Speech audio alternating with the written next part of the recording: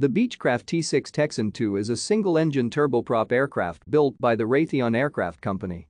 A trainer aircraft based on the Pilatus PC-9, the T-6 has replaced the United States Air Force's Cessna T-37B Tweet and the United States Navy's T-34C Turbomentor.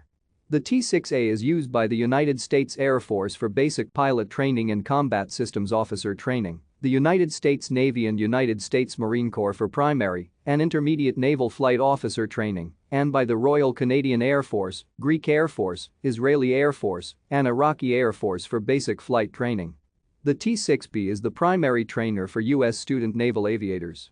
The T-6C is used for training by the Mexican Air Force, Royal Air Force, Royal Moroccan Air Force, and the Royal New Zealand Air Force.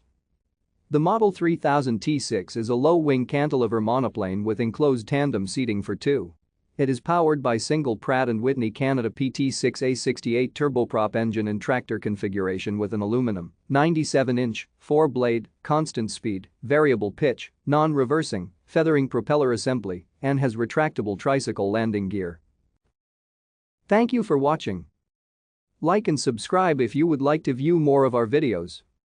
Have a nice day.